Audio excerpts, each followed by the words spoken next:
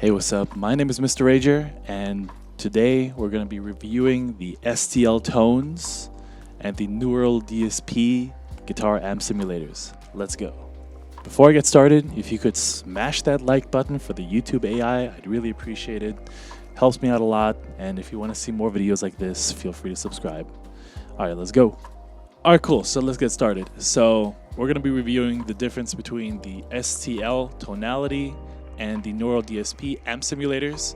So when it comes to the interface, and by the way, this is the Andy James specific amp simulator, and this is the Tosin Abasi specific amp simulator.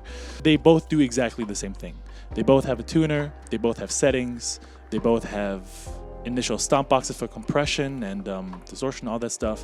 They both have amp heads, and you can dial in the cabs. You do have a little bit more control when you dial in the cabs on the Neural DSP. However, the ones on the STL sound really good out the box. And then they also both have effects. Where they are different, however, is that in the Neural DSP plugin, you actually have a built-in BPM counter, which comes in handy when you dial in your delay function.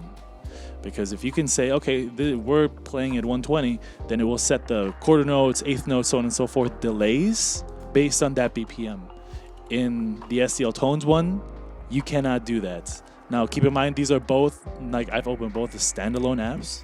So the only way you can do that in the STL Tones one is if you set this to BPM, and then you know exactly what millisecond you have to dial in.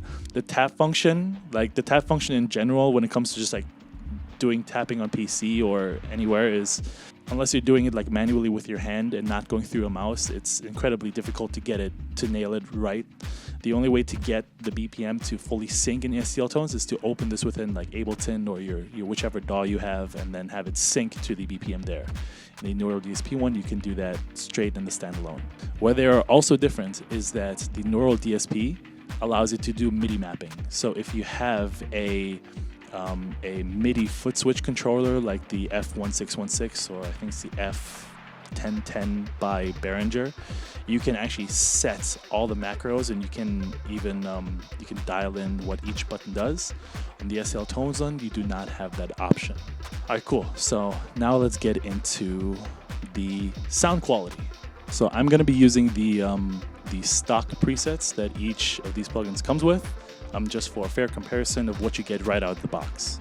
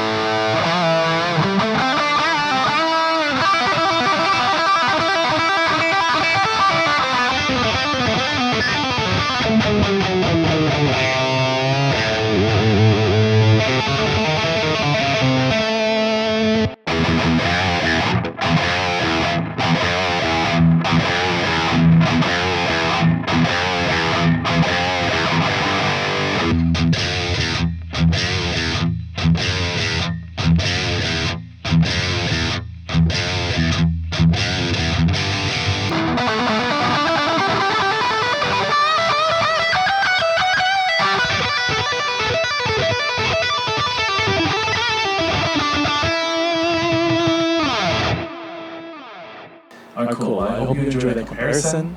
If you want my opinion, I like the STL tonality better in terms of the sound quality, but I like the Neural DSP one better for usability in its standalone form and its ability to route MIDI.